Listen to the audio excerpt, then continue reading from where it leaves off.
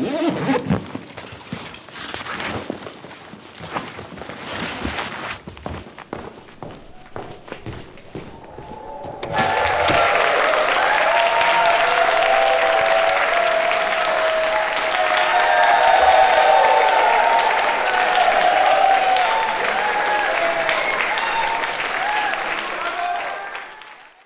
my name is Ben and welcome to Field Foley episode 19.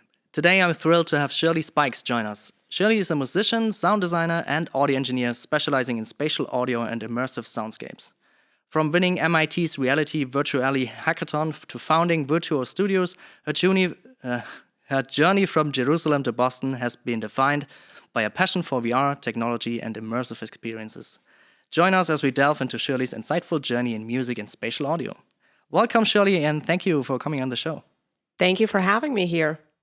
So the first thing I'd like to ask, because I've a lot of listeners that are not like experts in the audio field, can you maybe quickly explain what spatial audio is? Wow. Spatial audio. It became one of the most triggering terms in the industry because I've seen so many people try to define it and everyone have a different definition of what it means. If you talk to Apple people or Dolby people or Oculus people, everyone is going to give you a completely different answer to what it is, which is so interesting for me. I would say that broadly speaking, spatial audio is the technology of trying to mimic how we perceive sound in real reality, let's call it. That means that we're using all sorts of different algorithms that are trying to process the sound to sound like it is in a real space. Nice. Okay, yeah. That sounds like I could understand that if I'm not in the audio field. Right, so Dolby would take it to a place where they would try to make the cinema experience more immersive. For VR and AR devices, it's going to be more about where the sound is coming from in relation to your head. And for other mediums, it could mean something completely different. Yeah, I agree. It depends on the medium. I mean, you have like the ambisonics recordings, and you have stuff like head tracking in Apple devices that move sounds around while you're moving your head. Yeah, and on the same time, you have the Apple headphones that also have spatial audio enabled in them. And what does that exactly mean? Yeah. So it means that they're trying to render the sound in a more immersive way and not just left and right. But it will be completely different from any other company that is trying to do the same. So as I said, everyone is finding how to define it differently based on their needs, but in the end of the day, it's just trying to mimic what reality is already doing. Yeah, that makes sense. And so, I mean, if you have let's call it a 3D audio experience where sounds are not fixed in a fixed position, but moving depending on how you move, how do you record for spatial audio experiences? We have a few different methods of recording for this. You did mention 3D audio, and there is a difference between 3D audio and spatial audio. Let's go into that, yeah. Yeah, so 3D audio is when you imagine if you had an image and you want to present that image in 3D, what would you do? You would present two different images, each one for a different eye, and then when you combine them together, your brain sees the parallax, meaning the difference between those two images, and it can tell that this actually has depth. Right? Yeah. This is how we perceive depth. So how would we perceive depth in terms of audio?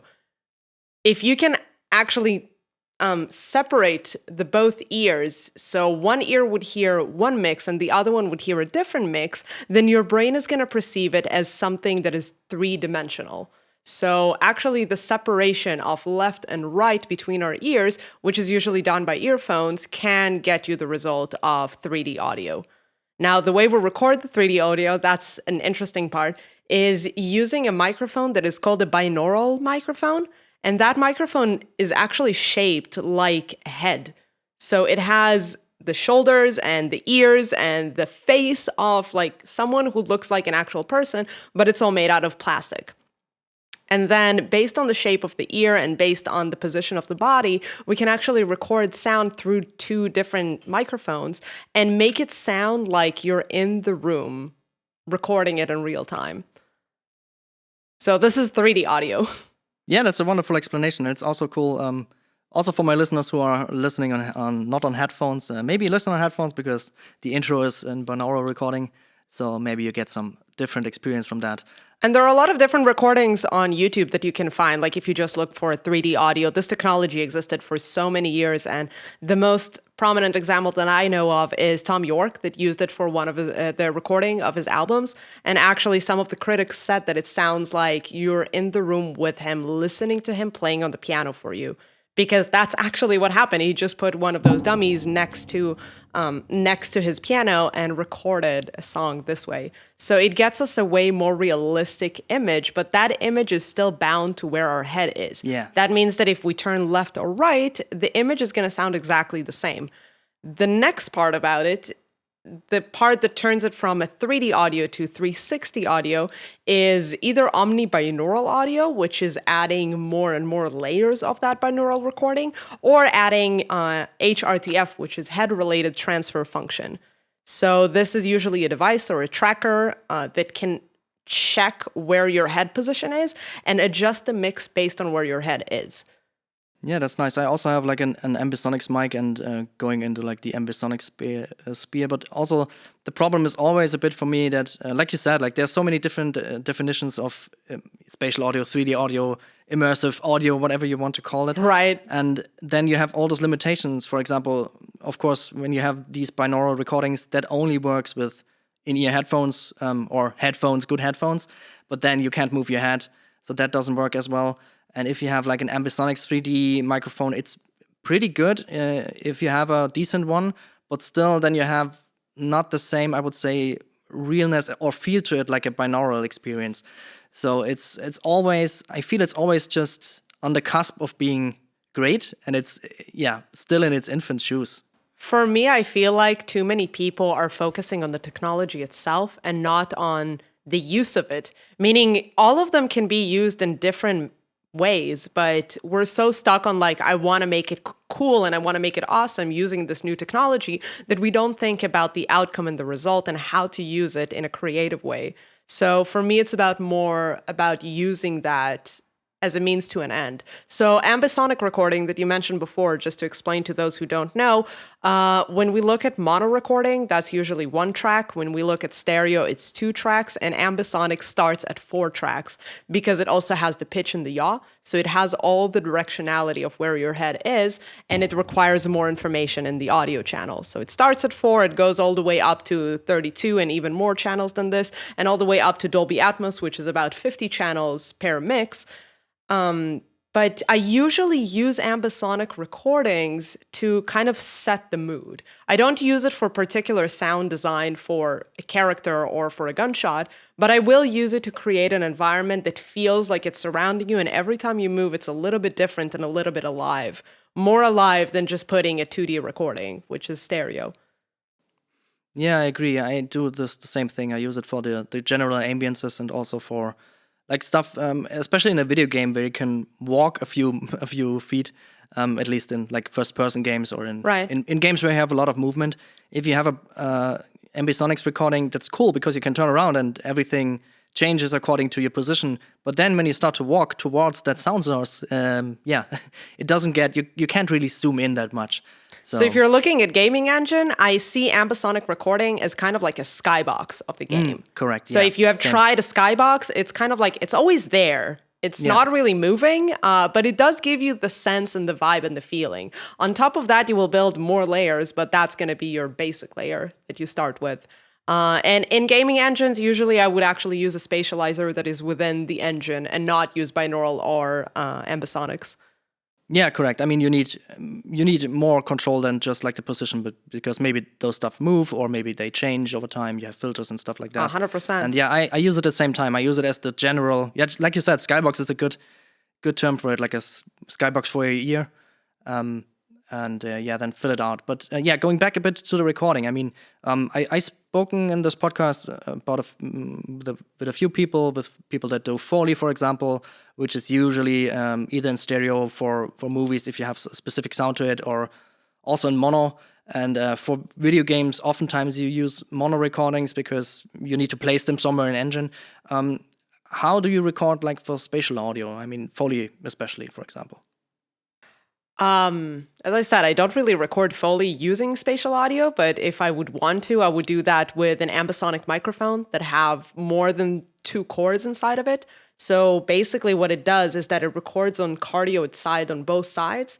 And then when they tilt the cores, you actually get the different directionalities. And the more cores there are inside the microphone, the more it knows where the sound is coming from. So you can tell really good locations of sound objects in space using ambisonic recording. But what I actually mostly do is I record with a Zoom recording, and then I would use a spatializer plugin in order to determine where it's coming from in the space. Oh, nice. So sometimes when you're recording with a Zoom recorder, you have 2 microphones on it, and sometimes you weren't exactly in front of the sound, or sometimes it's really hard to get to where the origin of the sound is, and it's a little bit unbalanced. So I use the spatializer plugins in order to balance my sound. That makes sense. Yeah, I'm mostly running around with a shotgun microphone, trying to get like just the distance right, and then have it mono, and then place it in engine. So what if the sound is coming from the right, and your Yeah. shotgun mic didn't really catch that? Yeah, that's correct. So it's only for like stuff like footsteps, for example, the own footsteps, which will always be in kind of the same distance and position. But yeah, still that one would also be probably better in. Yeah, you gave me something to think about. That's interesting. Yeah, maybe while we're on the topic, what are some other common misconceptions people have about like spatial or surround audio, or whatever we want to call it? Usually when people are creating spatial environments, I'm noticing many times that they would try to use synthesizers. And for me, it's very important to connect between real sounds that are recorded, either you want to call them Foley or organic sounds, together with a synthesizer. And I'll explain why. Because spatial audio requires us to understand and locate where a sound is coming from.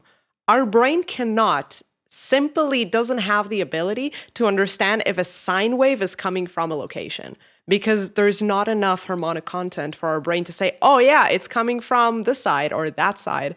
So for me, it's always about connecting between the real sound that has a little bit more saturations and harmonics in it with a virtual sound that is coming from a synthesizer. And going back to what I said in the beginning, that spatial audio is understanding how our world really works and try to recreate that or mimic that or use that technology in order to tell a user something. So in that term, the more you record and the more you listen to the sound that you recorded, you'll get a better understanding of how nature works and how sound works in nature, and then you'll be able to build better environments. Yeah, and I agree with you there, because yeah, as I already mentioned in our warm-up session, I'm a huge fan of like the recording part of it, and especially with, like you said, with synthesizers, what works rather well is like if you want to have something sound a bit more realistic, that you use the sounds, play them over a speaker in a real room and record that. But of course, that's limited to whatever room you're using. If it's like like an experience, like a movie, for example, that works rather well. But for video games, of course, the room and the reverb and everything can change. But those like kind of re-recording sessions really make them feel more grounded in the real world and make them feel more tangible. Yeah, so what I wanted to know from you is how you first like got interested in the whole immersive sound and spatial sound. Oh, that's a great question. I started, let's see, I've been a musician my entire life. I started playing when I was about 3 or 4 years old. I don't really remember the start, but I never stopped. And I'm one of those people that once every couple of years I find something and I say, this is the coolest shit ever, and everyone should be obsessed about this. So I become obsessed about this. And then, so it started with, what was it? Rock music. And then I found out about orchestral music. And then I found out about film scoring. And for me, it was like, all the music that I'm used to from home, all the Bach and Beethoven and Mozart that I grew up on, but now it's in a film with a lot of explosions and superheroes, and suddenly everyone wants to watch it, and I thought that that was the most awesome thing ever. And then I got introduced to video games, and after that, I actually moved to Boston, and I didn't know anyone around, and I kind of like tried to find my place around there. So what I did is I joined a lot of different hackathons, and one of them turned out to be the biggest AR and VR hackathon in the world. Back then, it was called Reality Virtually. Nowadays, we're calling it MIT Reality Hack. It's actually happening in 3 weeks from now, 2 weeks from now. You should check the website. It's just called MIT Reality Hack. This year I'm coming as a judge, actually, and as a mentor for spatial audio. So I came to the hackathon. I didn't know anything about the technology. I didn't know Oculus. I didn't know HTC, nothing. I was completely lost. But I knew that I know sound and music, and many people need sound and music in their video games. So I was just ready to offer myself as a sound designer. And I realized that not everyone is doing projects that require sound. Like, I'm used to hackathons that are all about video games, and then it's very easy to tell where people need you. But when they're building an app based on, I don't know, blockchain in VR, I'm like, how am I supposed to write music for this? I don't even know what blockchain is. So I look at a guy and he said, wait, you're a musician? So maybe you build something around, I don't know, maybe you move your hands and sound is coming out. I said, what, like a theremin? And he said, yeah, like, why don't you just build a theremin? And I said, why build a theremin if you can build a virtual symphony orchestra that every time you lift your hands, 80 people are playing together, and that's going to be awesome and massive. Because I stood on those stages, I was a conductor, so I know the feeling of just standing where the conductor stands and just moving two hands up, and an entire symphony plays together. And I thought, okay, you know what? Yeah, I have that project. Let's build it. And in a matter of 3 days, we won the hackathon. Awesome. And that's what started my journey into this world. So by that point, I already knew a lot about symphonic music and about how to write music for films and for dramatic effects. But I was completely lost on synthesizers. I said, if anyone gives me a challenge of writing music for a space battle, I'm lost. I don't know where to even begin to look for information about this, or like what can actually produce that type of a sound. So that started my journey of trying to understand more what is out there in terms of sounds and what are the possibilities. And I switched my degree from film scoring to electronic productions. And through that, I also started just learning everything I could about AR and VR technology. And back then, there wasn't a lot of information. There were definitely no books about this. So a lot of it was looking through research studies that were done either in MIT or in other universities about what even is spatial audio, who have tried to recreate this, technology from the 70s for binaural sound. So it was a lot of trying to figure out by myself what is out there. And it took me years to actually come up with a definition for spatial audio because there are so many different definitions for it. So out of all of that, when I actually have finished building that game, the Virtual Reality Symphony Orchestra, but I haven't released it, unfortunately. There is a game of a Virtual Reality Symphony Orchestra that you can conduct. That's not my game, unfortunately. Okay.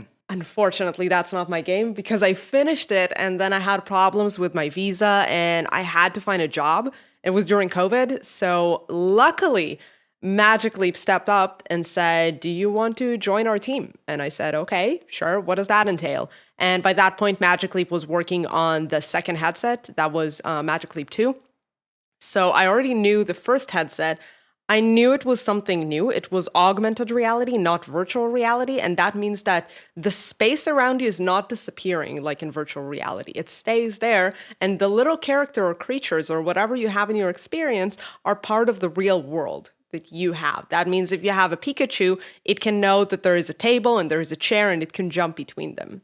So I'm like, okay, I've never done anything like this. I've done some like phone apps, but okay, let's give this a shot. And I learned a lot about how to build immersive experiences when you have to think about reality as a factor. Meaning reality does not disappear. It's always there and you have to respect it. And you have to respect that there are rules to reality. Yeah. That you can't really override like you do with virtual reality. So yeah, that's where I am today. I got to ship Magic Leap 2 and work on the operating system, on the apps that we have, on implementing the sounds, and also on recording all of the different small interactions that are on the device. That's a very interesting field to go on. And I mean, you briefly mentioned now, like on the operating system, you worked on the operating system. Can you maybe share a bit of light of what sound plays a role in an operating system for a spatial experience? Certainly. So we already have some operating systems that we're using every day. We have either the Mac system or the PC system. You have the phones and Androids, and a lot of them have problems. Let's call it Yes. problems. Problems. We all know the problems. We all feel the problems. We all feel the pain of those devices every day. What we're trying to do now with those new set of devices is to launch a new era where we learn from the mistakes that we've made on phones and get into a new world where our devices don't work against us, but they work with us. So a lot of my study went into what are the pain points when you look at a phone or when you listen to a phone. And I started asking people, like, where did your phone let you down, especially in terms of audio? And I heard a lot of different answers. For example, if you connect a Bluetooth device, it never know if the Bluetooth device is a headphone or a large speaker that is in the other room. So it will tell you, oh yeah, you should reduce the volume, even though you're not really listening to it with headphones. And it has no way of knowing this. You get notifications coming in. So notifications are sounds that are supposed to get our attention. They're designed to get our attention away from what we're doing and look at our phone right now. Now, some notifications are more important than others. We know that. Why do I have the same sound when my mom calls or when the Uber app got an update? Mm-hmm. Like, how is this in the same urgency? So most of the people decide to put their phone on silent mode. And for me, if someone put their phone on silent mode, that means that the sound designer failed their job because the sound was too annoying, too in their face, and it shouldn't be there because it's not needed at all. So when we're looking at the new set of devices that we're bringing, how can I give you a notification or how can I alert you that something is going on without taking your focus from what you're doing right now? How can I tell you, hey, by the way, you need to, I don't know, pick up the groceries or you need to pay your bills, but without really taking you away from what you're doing right now.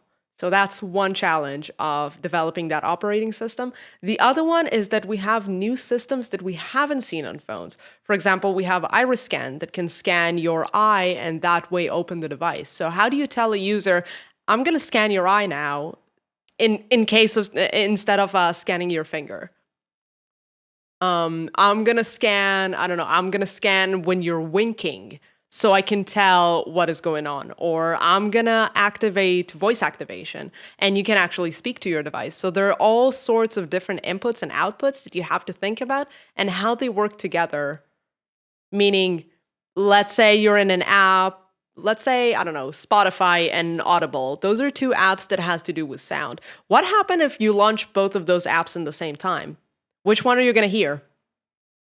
And then let's say you're listening to Spotify and suddenly a message is coming in and you hear the notification sound, but is it going to like blend into the song? No, what actually happened is that you have a ducking system that is taking that sound down off Spotify, give you the message, and then Spotify continue playing as normal.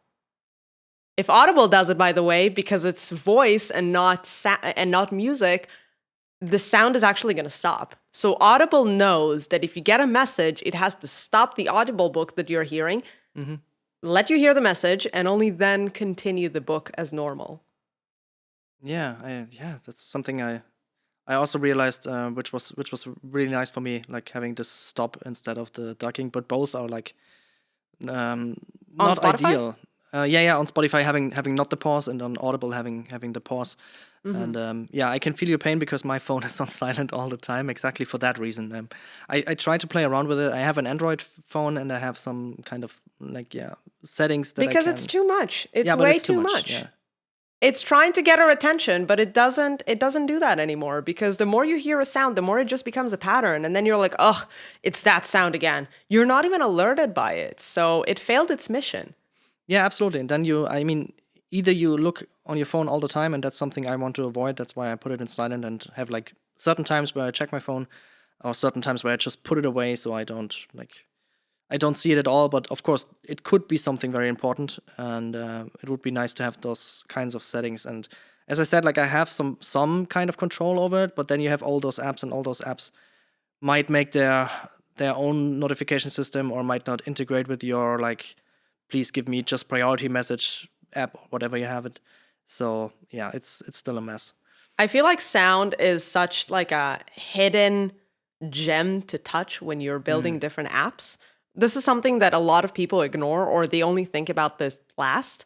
They're like, oh, I just need to give a notification to a user. And they don't think about, do I need the user's attention for this? Do I need the user to even know about this? And if I need the user's attention, is giving him the same notification time after time after time is the right way to do that?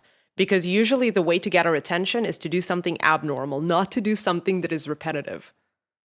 The more something is repetitive, the more our brain is like, oh, you know what? I can tune out of this. I don't even care. Yeah, especially if you have to get those notifications and every time you check, it's like an update for an app where you're like, I don't care about this right now. So then you stop listening to it or turn it off. Exactly. So I'm trying to find all the pain points that we already have with phones and one by one try to come up with new and creative ways to fix them using sound.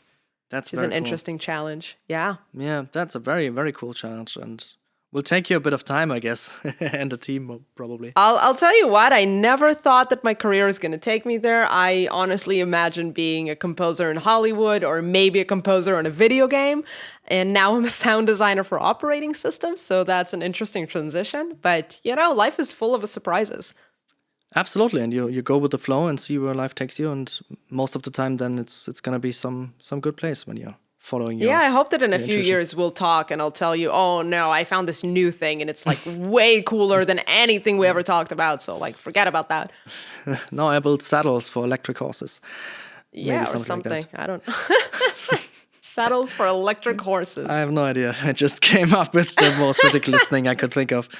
But speaking, going a bit back to the hackathon, I've also seen like an interview with where you mentioned that it was rather easy to get into VR as it was like a new field, and you couldn't make anything wrong because there were no rules, no guidelines, no ceiling. It's true. And I just I still feel that. Yeah, and I just wanted to ask you, how's your situation now? You still feel that it's still like in its infancy? I mean, we have some commercial success, but then we also had like this. I would almost call it like the downfall of VR, where nothing really is happening. Because like for me personally, the highlight was the Index from Valve. Right. And the first time I had that headset on, especially because of the sound, you had this nice system where you don't have in-ear headphones, you have like over-ear headphones hovering away from your ears. So when someone walks into a room and speaks with you, you can actually hear them clearly and you don't like sweat under your headphones. And if you have we had like a voice call in Discord and we're playing multiplayer games, so we could high-five each other and talk to each other. And especially during the pandemic, that was just like an amazing experience. But yeah, after that, I feel like there hasn't been a lot of new things. There have been a bit of interesting experiments here and there, but nothing on the broad market. So I feel like VR, this was a realization that I had to come with, but I feel like the industry is getting there bit by bit. Magic Leap is definitely already there, but I'm seeing other companies realizing the same thing that I realized, which is VR cannot be a cool thing. I'm sorry. We tried to make it cool. We tried to make it awesome for you guys. We tried to build whatever we could to make it the most awesome experience you've ever had. And what we found out is that people don't buy cool stuff. They just don't. I'm sorry. That's the reality of it. Because if I show you Disney World in your own house, you're going to say, that's awesome. And I'm going to ask, okay, are you going to do this again? Oh, no. Maybe, I don't know. Maybe I'll invite my brother to try that. But that's basically it. No one wanted to use that. I ran an entire VR lab at Berklee College of Music, and it was free for all the students. Anyone could just come and play whatever they wanted. I had a Steam account with so many different games that I could buy for students, and they would try it once. They would play Beat Saber for 10 minutes, and then that was about it. That's horrible. And then they would complain that there are not enough VR games. Of course. Of course. Every time. Oh, man. But what I realize is that we tried to make it into a theme park. We tried to actually recreate Disney World in your own house. People don't buy Disney World. What people do buy is functional things that help them throughout the day. Imagine if I showed you a phone and I only showed you Angry Birds. And you would have said, okay, that's a cool touchscreen console that I can take with me. Yeah. Cool game for the kids, but I don't know if I'm going to invest the money in it, especially when a new one is coming out constantly. So I don't even know if it's going to have backwards compatibility. So now we're finding out, especially with AR maturing, we're finding out that we don't need to make it cool. We need to make it functional. We need to make it into something that actually solves a problem for someone. And this is something that I say every year in that same hackathon that I'm going to go to in 2 weeks. Why VR? That's the first question that you should be asking yourself. Or why AR? Why am I using this new medium? And why is this new medium better than anything that existed beforehand? And there are reasons why it is better and why it is helpful. The reason why you don't really hear about a lot of new things happening in AR and VR is mostly because it's happening on the enterprise level. Yeah. So when we're looking at factories, when we're looking at pilots and doctors, this is where the key performance of those devices come in hand, because this actually solves a need that they have. And the idea is that maybe if they adopt this, then maybe the rest of humans will adopt this as well. Yeah, I've seen those kind of like high quality and high priced things. Like, of course, just from videos, not from personal experience. And I see that there's so much potential to this technology, and I also feel the pain of like people coming in, trying it once, and then saying there's no cool VR games, which I strongly disagree. But I'm also like I'm an enthusiast for everything that is immersive. That's what first like drove me to playing video games, is the feeling of being in another world and influencing it and experiencing like stories and getting interesting emotions from a real artist that like wrote this piece. That was always like in my mind. Of course, now I know it was like a team of 200 people probably making that game, but it like these like these personal experiences that you can have like with reading a book as well.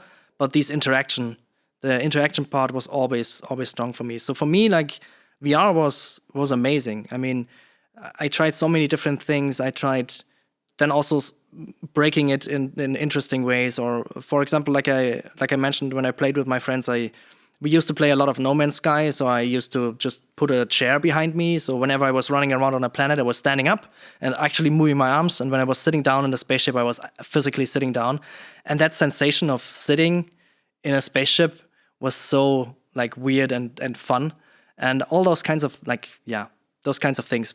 I feel like something is happening in the world where people don't want to be immersed anymore. Like I'm with you on that feeling, and I love being immersed in something, and especially like if it's a good book or a good movie or something that like just makes you forget about reality for a second and, you know, cry with a character or laugh with a character when something happens. And I feel like humanity is like moving away from this in a sort of way. I wrote a Medium article about this, about how the music scene changed over time, because I don't know what you're used to, Ben, but I'm used to buying albums. And I remember the feeling of holding that album in my hand, waiting until I get home, put it in my CD player, and then listen to an hour of music. Beginning to end, where during this hour, you cry and you laugh and you're disappointed, or you have actual emotions that are not your emotions. But as you said, someone else wrote a story and you're going through someone's story. And we changed that structure of listening to albums, and we still have a collection of songs, only now we call it playlist. And now the playlist is not telling you a story. The playlist is designed to accompany what you're already doing. So it's more like the AR of the world rather than the immersive VR side of things, of like going into someone else's experience. Yeah, it's like functional music, like workout playlists and 100%, playlists to study 100%. to, and study and workout and cooking and having friends over, music playlist. Chill and fun in the weekend. So it doesn't tell any story. No one wants to hear a story. Everyone just want to put it in the background and just listen to it. I mean, I'm guessing a bit of that is probably still the backlash from all the isolation during COVID, because I mean, you have seen that with live music and with concerts or with parties, that people really bounce back into the other direction and were well more outgoing than they were before because they missed it so much. And my personal thinking is that it might bounce back a bit again, but yeah, only time can tell. But also, like on the topic of like having music in a playlist, I'm also used to that album, and I still take my time with like artists. When I discover an artist and I really like them, I buy the album mostly probably on Bandcamp or wherever they have them. I Sometimes still physical. listen to full albums. Yeah, and me too. And I just want to say, I take my time and listen to them, but I also appreciate I would say, like functional music to accompany me sometime, like to running or to cooking or to something else, to just have something that enhances the mood. But it's not, for me, it's not like real music. Yeah, I mean, it is music, but it's not like the point of music. That's more like this. I have nice songs that I know that make me feel good, and I use them for a purpose, not to experience the music. But I like both of those. But I don't know if that's something that has changed. Yeah, I don't know if it's good or bad, but I'm just saying it is what it is. And I feel like maybe VR didn't have the place to succeed because we just don't want to be immersed. Like the part that I loved about VR is the fact that it has no ads, it has no stops, it has no notification. No one is bothering you. You're alone in your own world. You know, other people can see you and they can see that you're wearing a giant thing on your head, so they would hopefully back off. I did have people that like jump scare you in VR, but usually people are mindful enough to just let you play your VR experience. And nothing gave me that clarity of going through an experience without any disturbance, without anything going wrong. So for me, that's the part that I loved, but I feel like a lot of people are running away from this and they're saying, okay, that was kind of cool. What else and like they're trying to communicate with the outsiders as they're in VR because they're too aware of how they look in VR. What are the other people doing in the room? As you said, like, I need to hear if there's another person with me. So God forbid you put noise canceling headphones on me. God forbid. Not only that, we even developed the technology for open air earphones. So basically you can hear the entire environment and the mix in the same time because God forbid I'll miss something from the outside world. You always have to be present. Yeah, I get your point. I mean, I really like that, and I have those immersive experiences. For me, it was more like a practical thing because the VR space was right next to a door, so when I hear the door open, so no one will bump into me. So that was nice about the index. But I agree. I mean, I'm really also into like really shutting down and having this stuff, and I'm seeing the same that people. Yeah, maybe just like with streaming services, they like to consume one after the other, and like you said, there's no good VR games. Just means you have played a lot of things for 5 minutes and are already bored because you're used to like scrolling through TikTok or just binging series after series. Maybe that's the current style of things. I have no idea. I hope it changes again. I feel like there is still a crowd of people that enjoy like let's call it long content or continuous content. Yeah.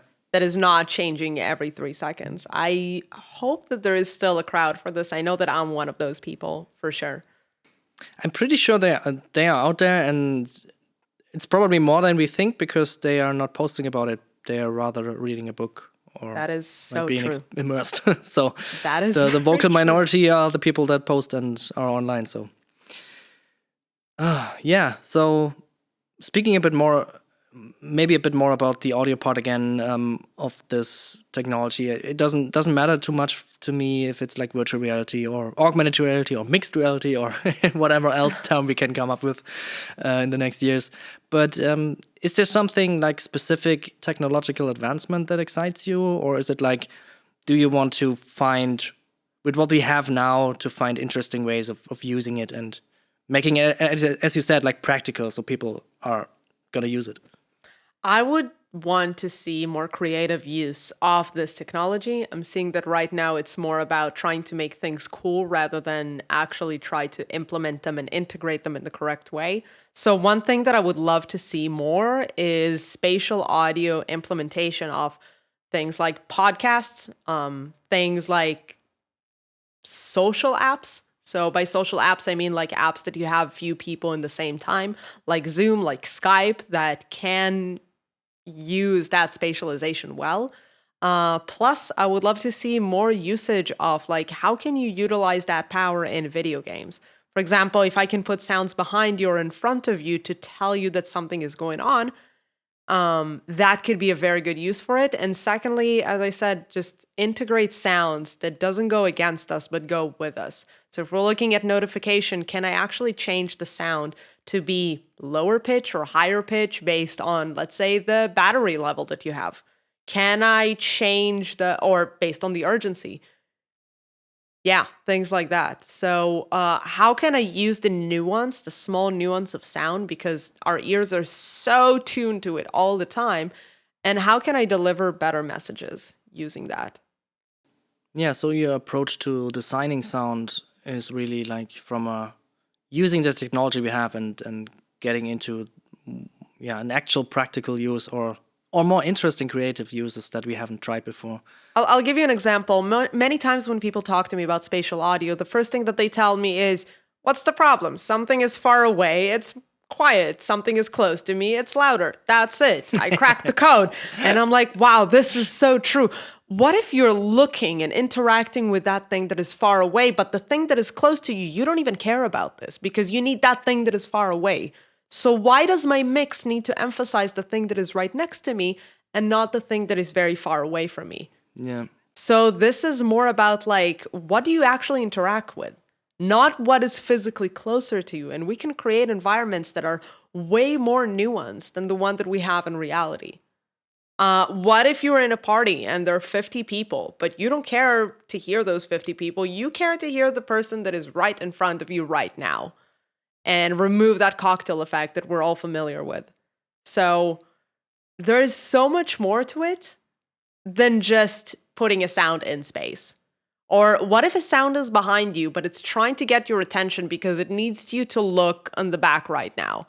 Or what if I want you to turn left, but I don't want to use the word left because that is a word in English, and then I will have to translate my app to so many different languages. So I don't want to use the word left, but I want to tell you using sound cues, please turn your head to the left side. How would you do that? How would you take someone's attention and move it throughout space?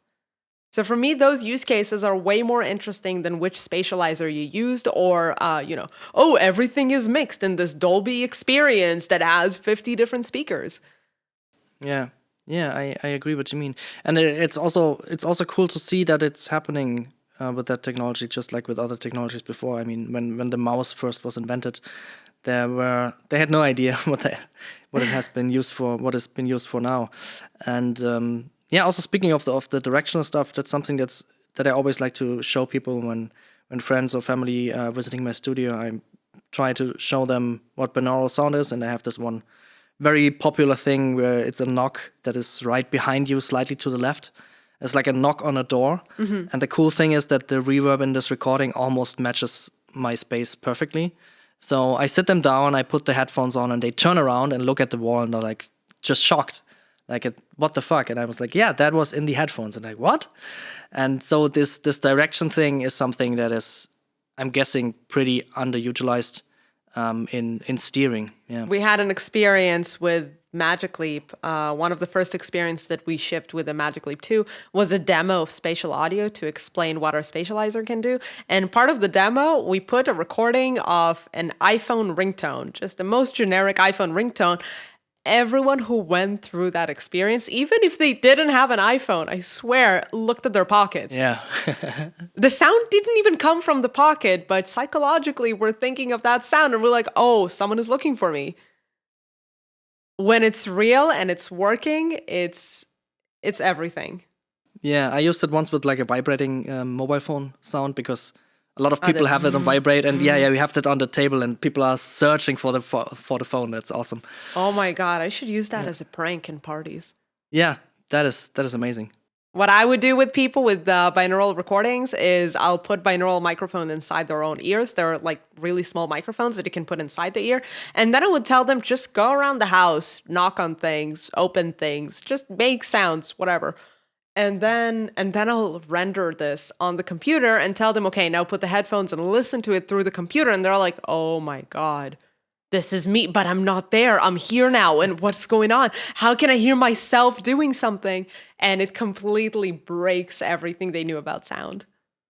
Yeah, that's amazing. That's amazing. I have those too. I have like I would say decent The ones that you Sennheiser? can put in here. No, unfortunately, just the Roland ones, but still they're okay for the price, like $80 or something. I Oh. just wanted to try it out. But they're really, I mean, they're okay. It's not like perfect sound, but it's cool to try and to experiment with them.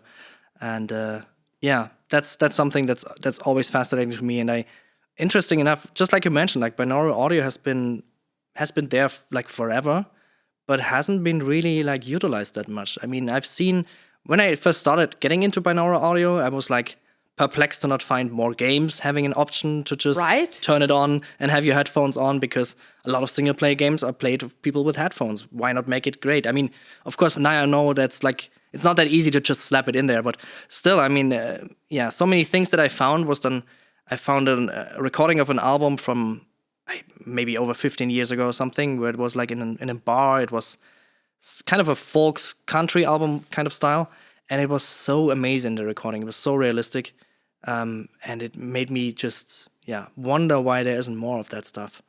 That is a very good question. I know with ambisonics, not with binaural, but with the 360 sound, I remember in college we got so much equipment to try to create 360 music and 360 recordings.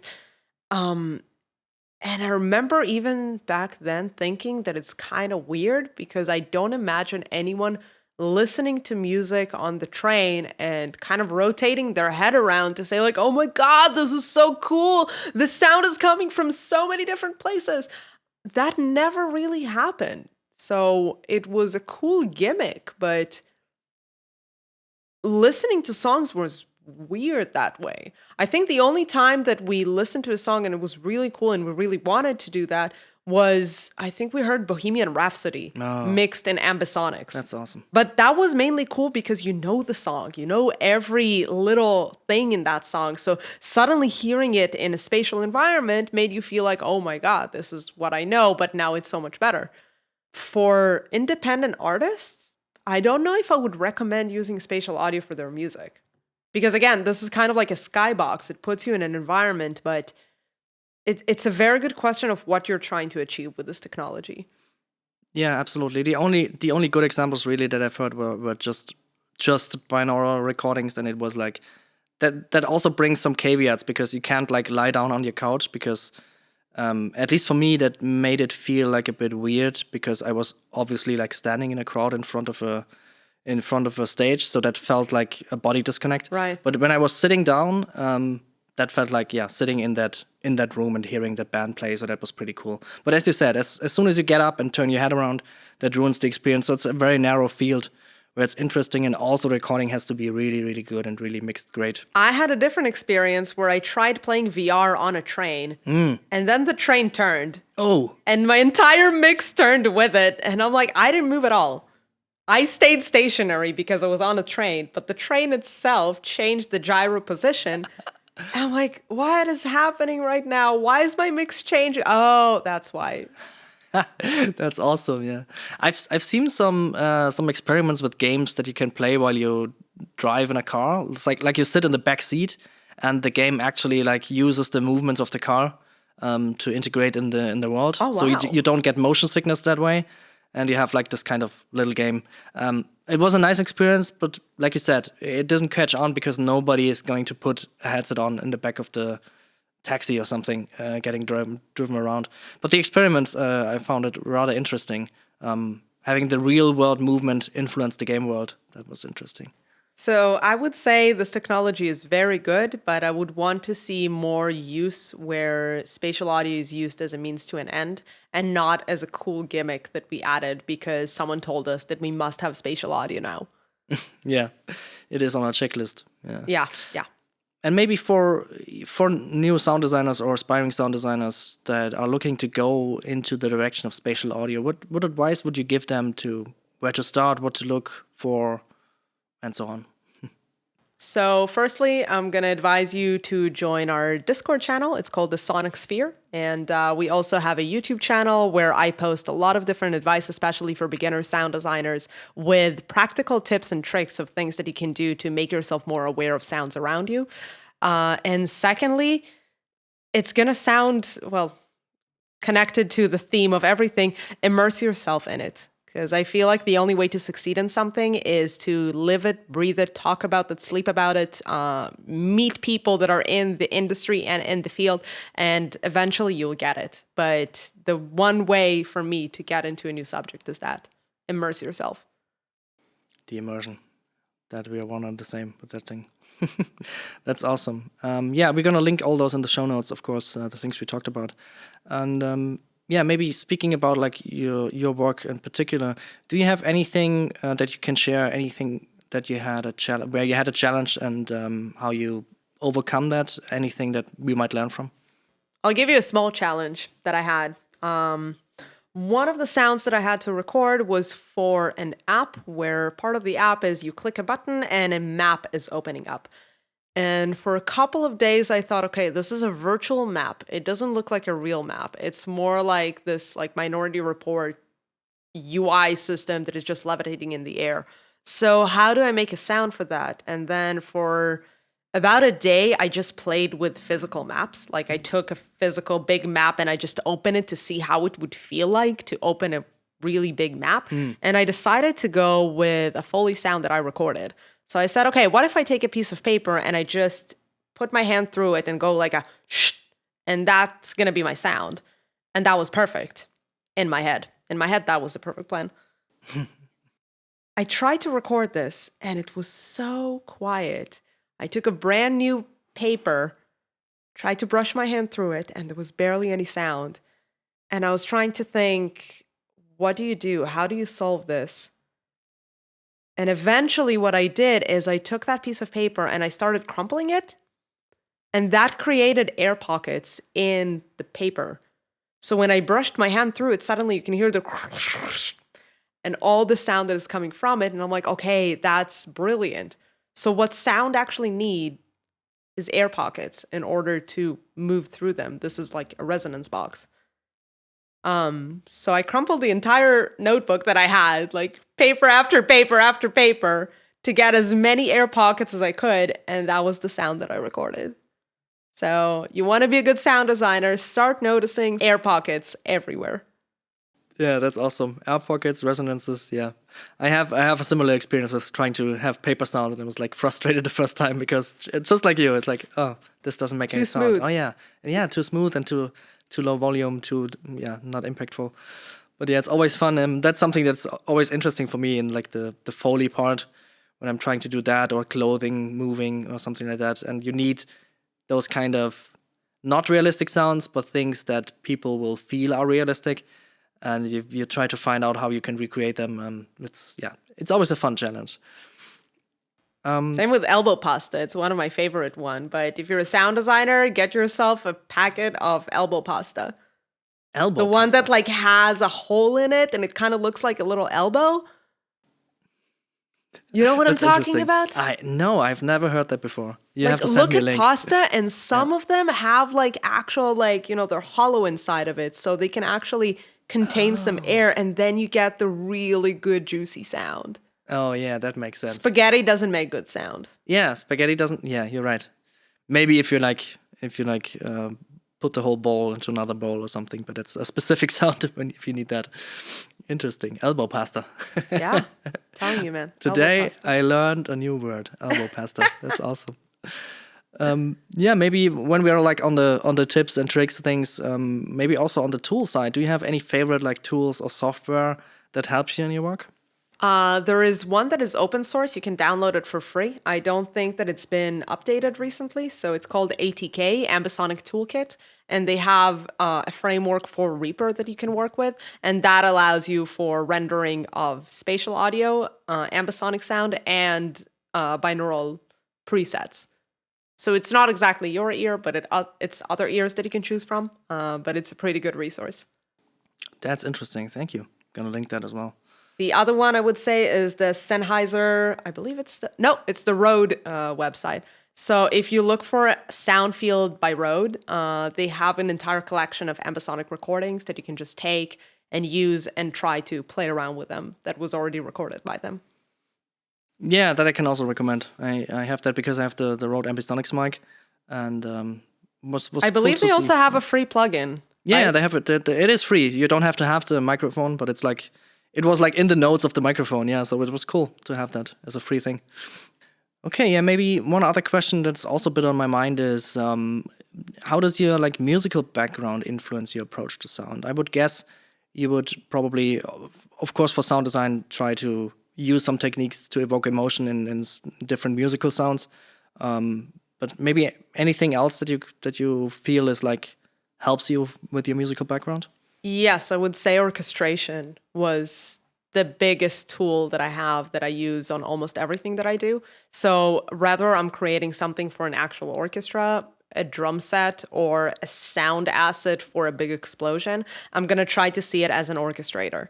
And that means like what is on the low, what is on the mids, what is on the highs, and try to facilitate content in each one of them separately and listen to it together. So when you're creating sound assets, try to think about more than one layer. So layer your sounds usually by 3 or 4 different layers that each one incorporate different part of the harmonic content. And if that does not work or you need more variations of it, you just start flipping them, which is what's happening when you orchestrate parts. So you would give one part to the violins, let's say, and then another part to the bassoon or to the tuba.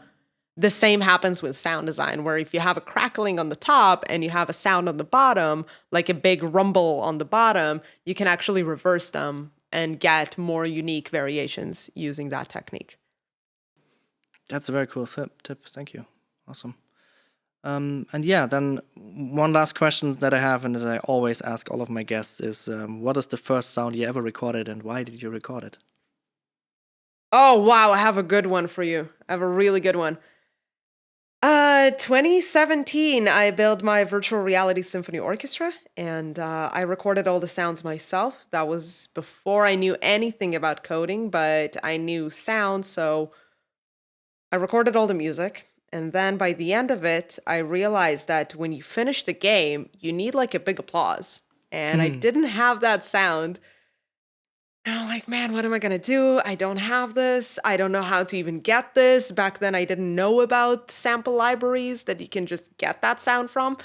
And we ended up not adding that sound during the hackathon because we just ran out of time. But then they told us that we won.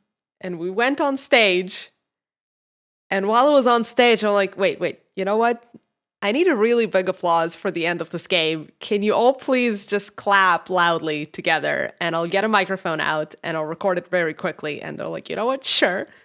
So I recorded it on stage and that was the sound that ended up in the game. So that is amazing. That is the actual clap for the app winning the MIT award. Oh, that's absolutely amazing. That's a really great thinking that recording that right away. Awesome. There are opportunities everywhere, telling you. Absolutely. So yeah, the only thing that's really left is if you have any shout outs, any other projects you want to put in the limelight, please feel free to. As I said, recently we started the Sonic Sphere, it started as Twitch streams for live sound and audio implementation into video games. And now it's a YouTube channel and a Discord channel that we're sharing tips and resources and tricks on how to become better sound designers. So please join us. We're going to put the link on the description. Awesome. Thanks again for joining me on the show. And yeah, I hope we speak to each other again in the future about possibly robot horse saddles. Thank you.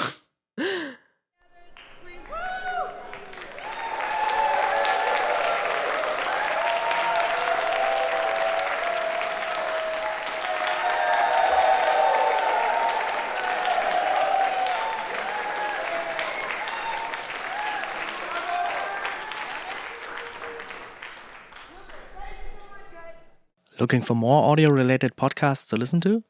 We're part of the Audio Podcast Alliance, featuring a hand-picked selection of the very best podcasts about sound. Be sure to hear the latest episodes from our friends in the community at audiopodcast.org. And if you've enjoyed this episode, please consider supporting on patreon.com/fieldandfoley or ko-fi.com/fieldandfoley, where you gain early access to episodes in lossless format and can submit questions for our guests. Thank you for listening.